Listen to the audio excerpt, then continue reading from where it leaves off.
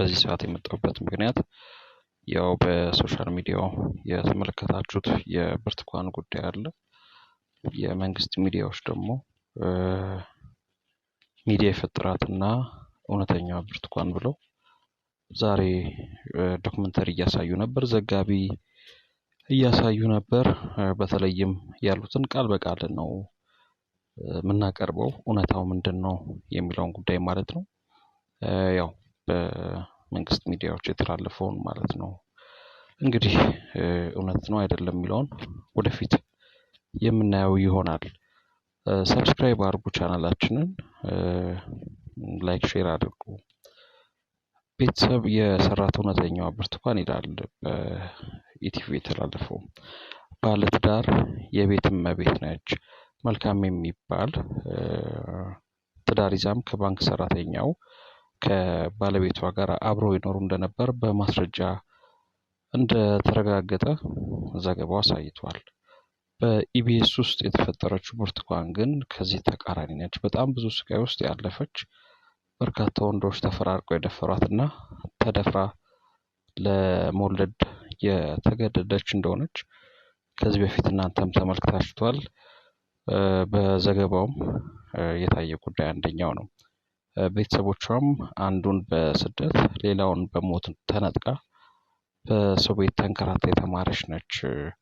በፊልምም የቀረበችው ያንን ብርቱካን ነው ይላል ፕሮግራሙ ላይ። እናቷ እሷ የ3 ዓመት ከ15 ቀን ልጅ እያለች በወሊድ ምክንያት በሆስፒታል መሞታቸውና አባቷ መሰደዳቸውን ትገልጻለች። እሷ ደግሞ ለወላጆቿ የመጀመሪያ ልጅ እንደሆነች ነበር የገለጸችው። ከዛ በኋላ እውነታው ምንድን ነው የሚለው በተለይም ደግሞ በፋና በኢትዮጵያ ቴሌቪዥን በተላለፈው ዶክመንተሪ እንዴት ተነግሯል። እህቷ ማስተዋል ተመስገን ወላጆቻቸው ሰርቀ ብርሃን ቀበሌ ልዩ ስሙ ጽጌ ገሊላ በሚባል ቦታ አሁንም በህይወት መኖራቸውን ትናገራለች። ብርቱካን ለቤተሰቦቿ 6ኛ ልጅ እንደሆነችም ነው ማስተዋል የምትናገረው። ይሄ ዶክመንተሪው ላይ ያለው ነው። እሷም ለምን እንደዚህ እንዳደረገች ግራ እንደገባት እና ፊልሙን ተደውሎ ተነግሯት ከሌላው ህዝብ ጋር እንዳየች፣ በዚህም ግራ ገብቷት አይታ ለመጨረስ እንኳን እንደተቸገረች ተገልጻለች። ባለቤቷ ደግሞ አቶ ስማቸው ሹመት በበኩሉ አባቷ አቶ ተመስገን ከበደ፣ እናቷ ወይዘሮ ምንትዋብ ታመነ እንደሚባሉ ገልጾ የእሷን ቤተሰብ በህይወት እንዳሉ በዚህ ዘጋቢ ፊልም ላይ ተናግሯል። የእሷን ቤተሰቦች ምስራቅ ጎጃም ሰረቀ ብርሃን ቀበሌ አንድ አካባቢ እንደሚኖሩ የሚገልጸው ስማቸው እሷ ከ8ኛ እስከ 12ኛ ክፍል ሞጣ እንደተማረች በዚህ ዶክመንተሪ ላይ አስታውሶ ይናገራል። ከዛ በኋላም በኢቢኤስ ፕሮግራም እሷ ራሷ በሰጠችው ምስክርነት ደግሞ እናትና አባቷ በስርዓት አሳድገው ለቁም ነገር እንዳበቋትና በህይወት እንዳሉ መሞታቸው የተገለጸው ለትወና እንደሆነ ተናግራለች። ሁሉም ቤተሰቦቿ በሰላም እየኖሩ እንደሆነና እሷም ባለትዳር የሆነች የልጅ እናት መሆኗንም ትገልጻለች። የወለደችው ልጅም በህጋዊ ትዳር የወለደችው እንጂ በህጋዊ ትዳር የወለደችው እንጂ በእገታና በመደፈር የተወለደ እንዳልሆነ ገልጻ ከዚያም ፕሮግራም ውስጥ እውነቱ የልብ ችግር እንዳለባት መናገሩ ብቻ መሆኑን በዚሁ ዶክመንተሪ ላይ ተናግራለች።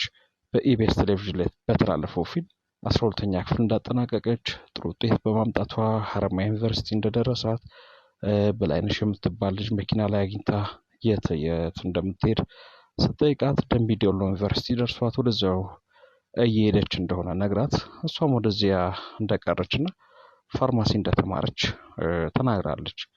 ባለቤቷ ደግሞ 12ኛ ክፍል እንዳጠናቀቀች ሀረማያ ዩኒቨርሲቲ ቢደርሳትም ከርቀቱም አንጻር ወደዚያው እንዳትሄድ ተደርጎ ሐዋሳ ዘመዶቿ ጋር እንድትማር መሄዷን ይገልጻል። እዚያም አካውንቲንግ መማራን አክሎ ገልጿል።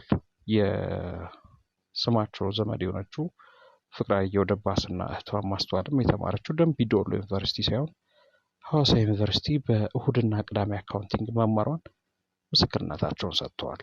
እሷ ከፕሮግራሙ በኋላ በሰጠችው ቃል በ2012 ዓ.ም 12ኛ ክፍል መፈተኗን የገለጸችበት እውነት በፕሮግራሙ ላይ ደምቢዶሎ ዩኒቨርሲቲ ነበረች ከተባለበት ጊዜ በአንድ ዓመት የዘገየ መሆኑን በዚህ ዶክመንተሪ ላይ ተነግሯል።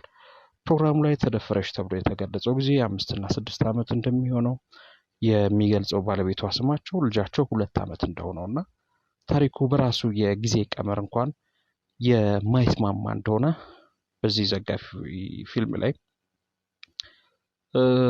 ነው የተናገረው። ፊልሙ መቼ እንደተሰራ ግራም መጋባቱን አብረው ሲኖሩ ምንም አይነት ጠባሳ እንዳላየባት ይገልጻል።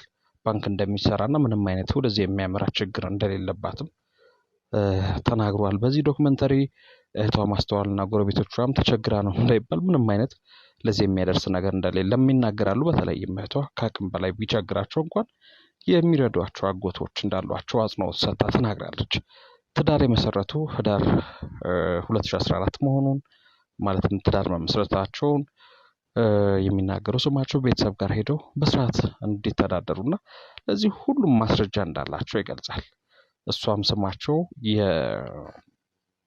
የመጀመሪያው ባለቤቷ መሆኑን ትገልጻለችና ታሪኩ ግራ የሚያጋባ ነው። እውነታው ምንም ይሁን ምን ዶክመንተሪውን ተከታትላችኋል። የኢቢኤስን ቴሌቪዥን ዝግጅትም አይታችኋልና ፍርዱን ለፈጣሪ ትተናል። ግን በመንግስት መገናኛ ብዙሃን የቀረበው ምናልባት ዶክመንተሪውን ላልተመለከታችሁ ሰዎች ይህንን ይመስላል። ሰብስክራይብ፣ ላይክ፣ ሼር አድርጉ።